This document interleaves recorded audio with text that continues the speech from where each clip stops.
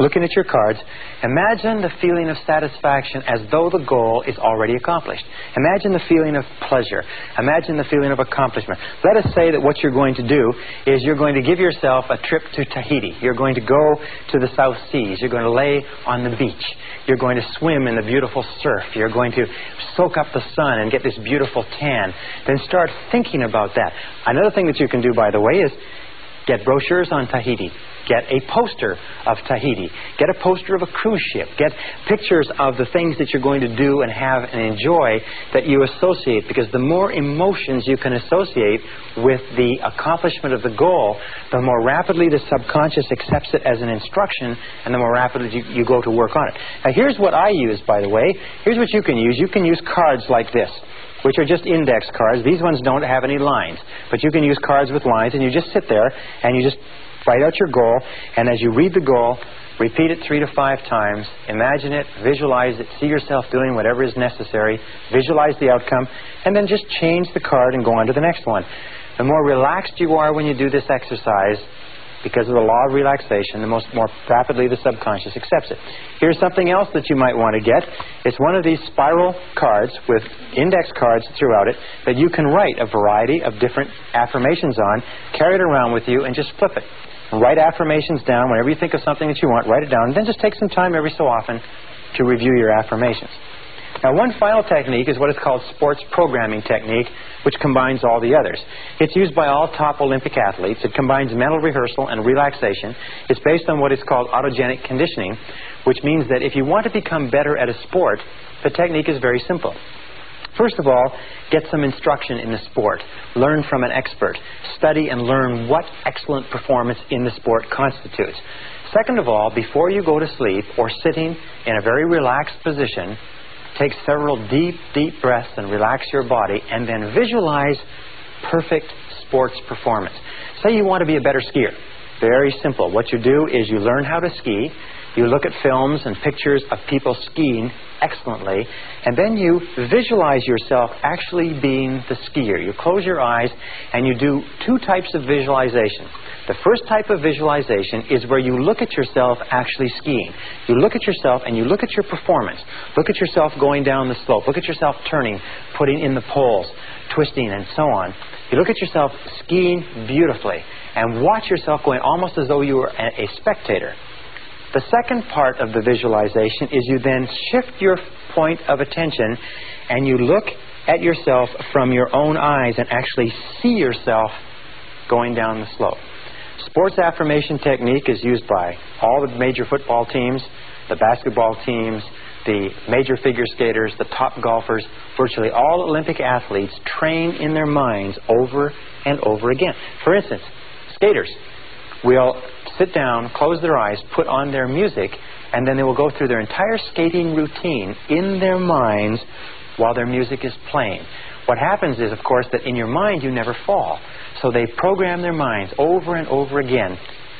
And this is based on a very simple fact, is that every time we visualize an action, we actually send measurable impulses of nerve energy to the legs, arms, muscles, and nerves that would control the muscles that we would use if we actually engaged in that action. If you want to be a better golfer, a better skier, a better tennis player, better baseball player, swimmer, better public speaker, better anything, you can use sports affirmation technique to bring about rapid programming changes. The key is this: repetition, visualization, relaxation, and clarity of your goals over and over again until they are accepted by the subconscious mind as facts, until they begin to become true in your reality. And if you stick with it, it will work for you.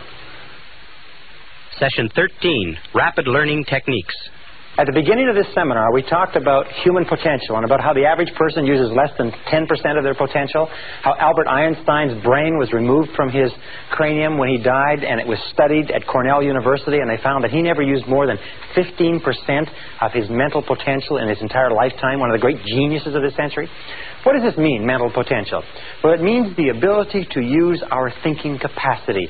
It means the ability to activate the brain cells in what is called the neocortex cortex, or the thinking brain of mankind. And one of the things we're going to talk about in this session is how you can use your brain more effectively, and some of the things that have been done to help people develop and learn rapid learning techniques, or what we call whole brain learning, accelerated learning, or even super learning. One of the things that we know is that the average person really uses not much more than 1 or 2% of their thinking capacity.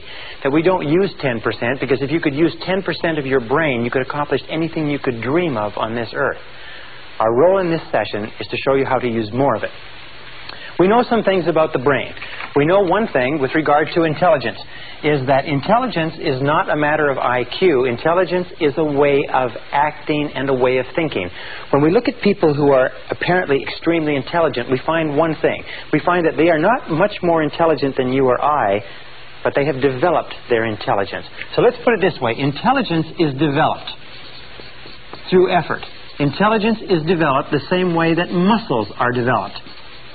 A person who has an intelligence with regard to a business or a profession, a lawyer or a doctor or a business person, is not necessarily a person who was born with that genius. It's a person who has developed it as a result of years and years of study and practice. So look upon intelligence like a muscle. IQ is malleable. IQ, or percentage points, or mental ability, is malleable over a broad range. Remember, we talked about the case of positive expectations where one student's IQ jumped 25 points in the course of one school year. This is very common. We've had many cases on record where IQ points, in other words, the total thinking ability of an individual has jumped 10, 20, 30 points as the result of a particular way of learning or a particular way of studying. And we'll talk about some of these ideas. So IQ is malleable over a broad range. What I'm saying is that you are far smarter than you know. You are far more intelligent than you have ever given yourself credit for. We also know that IQ is a matter of self-concept. There are many people who have been found to be extremely intelligent, but because they've been brought up in negative environments, had been convinced at an early age that they weren't particularly bright. One gentleman who was encouraged to leave school in the 10th grade because they felt he was a complete academic failure was turned out later to have an IQ of 175 when he tried to enlist in the Army. After he got out of the Army, he started 6 businesses and became a multi-millionaire by the age of 28 because they proved to him that he was brilliant. The reason he didn't pay attention in school was not because he didn't have the intelligence, but because he learned everything the first time it was mentioned, and he was totally bored. You find that many people are far smarter than they realized, but as a result of previous experiences, their self-concept has them functioning at levels far below their intelligence, and that is true for you in almost every single case. Now, another important point is learning ability is malleable. Learning ability is malleable. What does that mean? Well, malleable means it can be shaped. It can be bent. It's like a metal that can be bent and pounded. Learning ability is malleable in that you can learn to learn. Wonderful thing is that human beings are learning creatures. You can learn to learn whatever you want. And the more you learn, the more we have found, the greater capacity you have to learn. Is that learning ability is like a muscle. The more you stretch it, the more you use it, the greater its capacity becomes. The more you learn math, the more capable you are of learning history. The more you study philosophy, the more capable you are of learning psychology. That your capacity to learn expands as you learn any subject. Now, there's another important point, too, with regard to learning, is that if you want to earn more, you have to learn more. If you want to earn more, you have to learn more. This is one of the most important, simple, trite little expressions that you'll ever hear, is that we live in a knowledge-based world, and your external world of earnings will be a direct reflection of the amount of useful knowledge that you take in. So if you're like me, you're probably impatient, and you probably would like to know how to learn more faster so that you can earn more faster, and that's what we're going to talk about. Our third point, by the way, is a direct relationship between longevity and learning. Is that we find that the more active your mind is, the longer you live. That whenever you see cases of people beginning to develop senility in their early 60s, you see an example of a person who stopped reading a long time ago and started watching a lot of television. Senior citizens in America watch an average of 7 hours of television per day.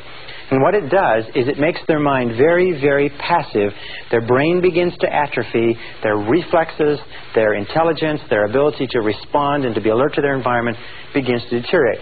The longer you learn, the longer you study, the more active you keep mentally, the more energy you have, the more vitality, the healthier you are.